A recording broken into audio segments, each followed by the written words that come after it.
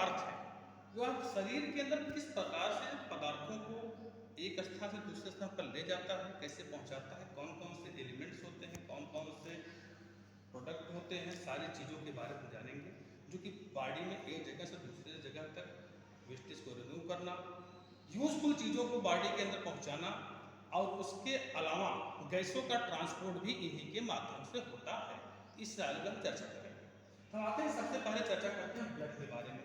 Blood होता क्या है? ब्लड जो होता है फ्लूइड कनेक्टिव टिश्यू है। यह एक प्रकार का तरल संयोजी पदार्थ है जो कि शरीर में पाया जाता है। इसके माध्यम से पदार्थों का जो सबस्टेंस होते हैं उनका ट्रांसपोर्ट होता है होल बॉडी ऑर्गन में। इसमें क्या क्या होते हैं? ब्लड फ्लूइड मैट्रिक्स होता है, प्लाज्मा होती है, और इसके अलावा कुछ एलिमेंट्स भी होते हैं, कुछ एलिमेंट्स भी पाए जाते हैं। हम इस पर चर्चा करेंगे एक एक करके कि ब्लड जो होता है फ्लूइड कनेक्टिव टिश्यू होता है, इसमें मैट्रिक्स पाया जाता है, प्लाज्मा पाया जाता है, और कुछ एलिमेंट्स पाए जाते हैं। सबसे पहले हम कंपोनेंट ऑफ ब्लड जानेंगे। ब्लड के कंपोनेंट की अगर हम बात करते हैं तो सबसे पहले हम बात करते हैं आरबीसी, रेड ब्लड सेल्स। इसका दूसरा नाम है इरेथ्रोसाइट्स, इसे इरेथ्रोसाइट्स भी कहा जाता है। ब्लड में इनकी जो संख्या होती है पर मिली क्यूब, जो इनकी संख्या होती है 5 मिलियन से 5.5 मिलियन होती है पर मिली क्यूब की होती है। आरबीसी का जो फॉर्मेशन होता है शरीर के अंदर, जो निर्माण होता है वह बोन मैरो में होता है, अस्थि मज्जा में होता है। और इसका जो लाइफ साइकिल होता है 120 डेज होता है।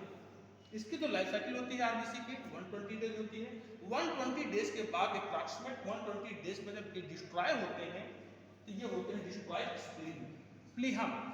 प्लीहा में डिस्ट्रॉय होते हैं, इसीलिए प्लीहा को आरबीसी का कब्रिस्तान भी कहा जाता है, ग्रेवयार्ड। आरबीसी का कब्रिस्तान भी कहा जाता है, यानी कि बोन मैरो में निर्माण होता है और स्प्लीन में डिस्ट्रॉय होते हैं। अब बात करते हैं, आरबीसी रेड कलर की होती है। क्यों रेड कलर की होती है? क्योंकि इसमें आयरन कंटेनिंग हीमोग्लोबिन पाया जाता है।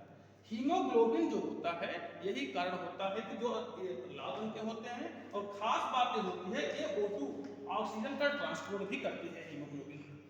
हीमोग्लोबिन जो होती है ये ऑक्सीजन का ट्रांसपोर्ट करती है।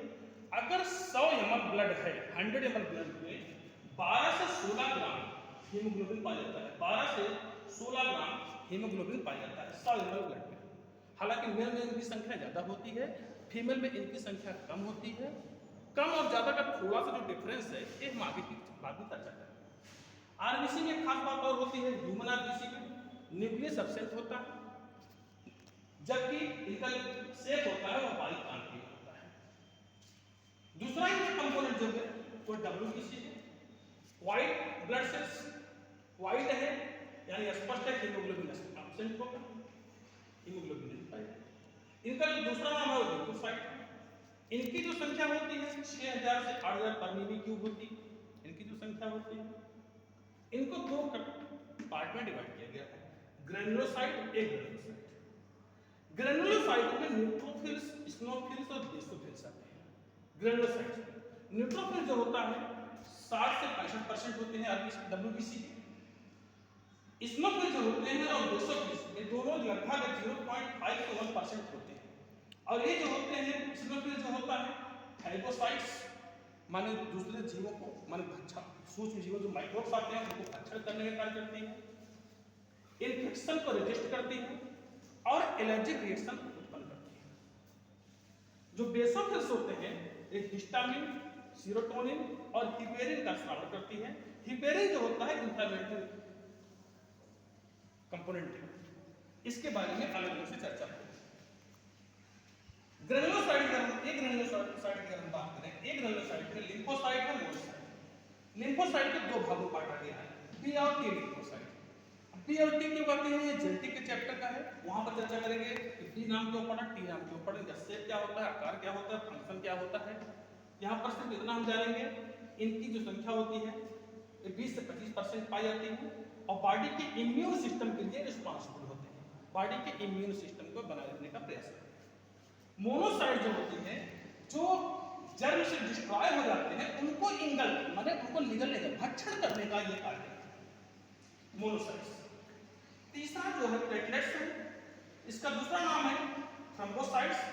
मेगाकैरियोट्स भी कहा जाता है क्योंकि इनकी जो सेल्स होती है वो बोन मैरो में होती है।